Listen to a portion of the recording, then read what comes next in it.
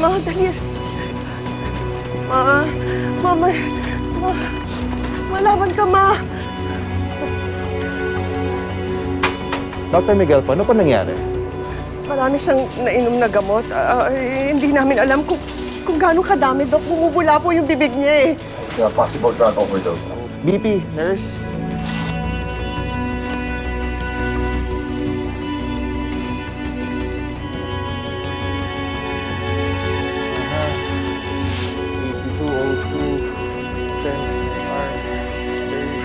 Cardiac rate. BP natin.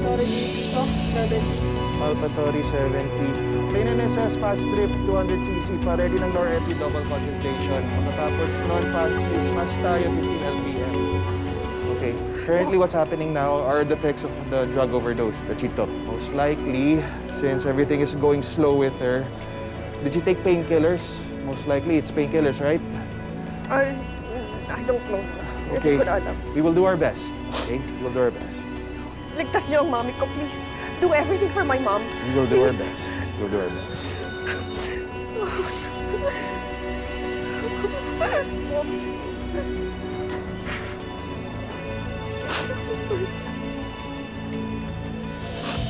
Larissa, ano bang nangyari? Ma'am, nagpakulo lang ho ako ng mga daon na gagamitin niya eh. Pagkita ko ho sa kwarto, nakahandusay na ho siya. Tapos nakakalat na ho yung mga pills na... Ikaw ang kasama ni Mami. Bakit mo siya iniwan mag-isa? Han, you have to calm down.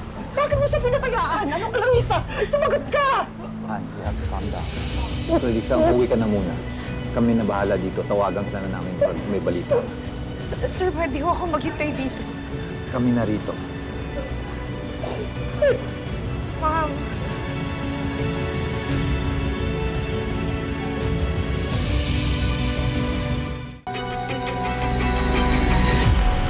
Nay, uwi na po muna kayo.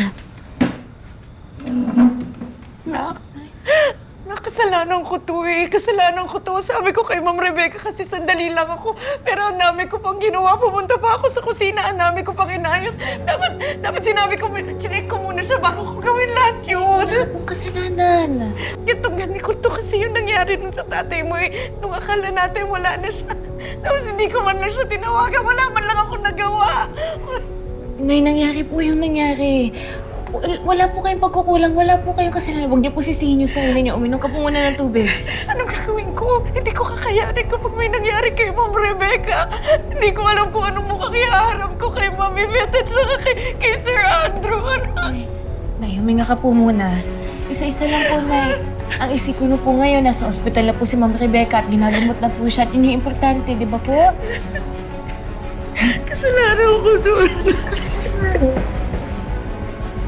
Ba't ko kasi siya iniwan? Ba't hindi ko siya iniwan?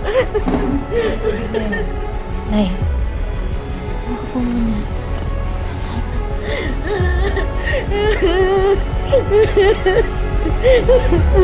Tama.